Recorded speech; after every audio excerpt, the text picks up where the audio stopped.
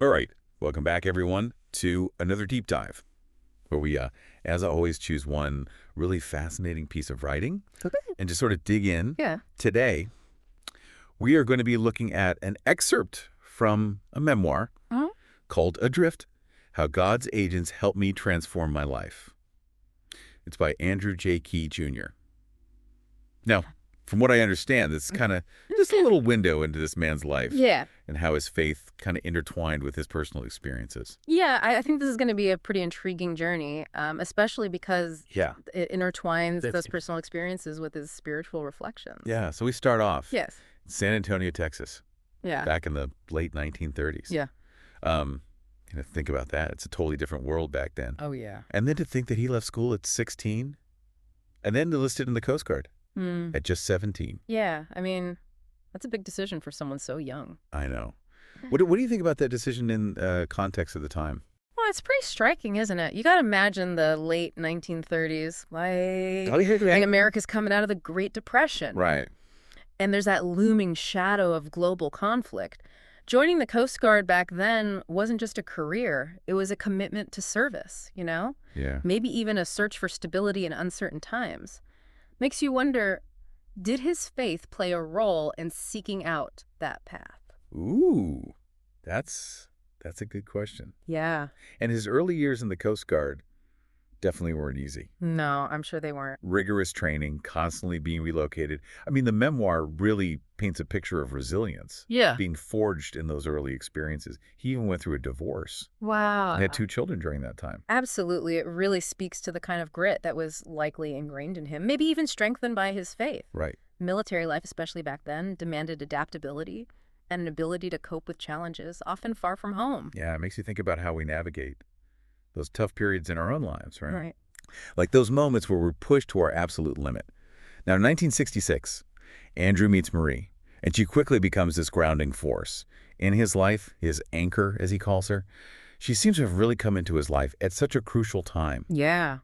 How do you think her presence might have influenced not only his personal growth, but also his faith? Well, it's often said that the people we surround ourselves with really shape who we become. Marie's arrival seems to mark a shift towards stability, allowing him to focus more on his career and maybe deepening his sense of purpose. Did she reinforce his existing beliefs, or did their shared experiences together lead to a new understanding of faith? I guess the memoir might reveal more about that. Yeah, for sure. And speaking of his career, what a career. Yeah. Rising through the ranks to lieutenant commander and then retiring in 1984.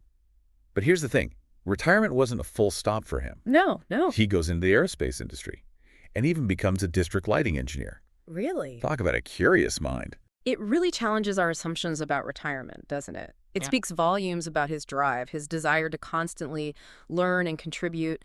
We often hear about finding a second act in life, and here's Andrew living proof that it can be a reality, potentially fueled by that enduring faith. Always striving, always seeking. And then we come to this beautiful period of time where he and Marie embark on 30 years of RV travel across the U.S. Wow. Summers in the mountains, winters down in the sunshine. It's an image of freedom and shared experiences that resonates so deeply. You can almost picture them traversing these diverse landscapes, immersing themselves in different communities. That period must have strengthened their bond and enriched their perspectives on life. Absolutely. But then there's also this really poignant reminder of life's fragility. Yeah. Marie passes away in 2021, a significant loss that undoubtedly shaped the final chapters of his story. And this is where the theme of faith really comes to the forefront, wouldn't you say? It seems so, yeah. Throughout the memoir, Andrew keeps attributing his resilience and personal growth to his belief in God, in that divine guidance. Yes, and it raises some interesting questions about how faith helps us grapple with loss and find meaning in the face of grief. It seems his belief provided a framework for understanding his experiences, both the joys and the sorrows. It's powerful stuff. Even Father Richard Raskovich, who wrote the foreword, describes the memoir as Andrew's confession of his struggles. Oh, wow. And how those agents of God became his salvation. Those are some powerful words. Yeah. It suggests that the book is not just a recounting of events, but a reflection on how faith, as embodied in those agents, provided solace and strength in the face of adversity. And Dr. S.P. DePasquale even called it A fascinating autobiography with divine guidance. I love that description. It captures the essence perfectly, a personal journey intertwined with a profound spiritual exploration. It really makes you think. Like if you were to sit down and think about your own life, what would be the central theme? Who or what would be those guiding forces, those agents that shaped your path? It's a question worth pondering. It is. We all have a story to tell, experiences that shape who we are.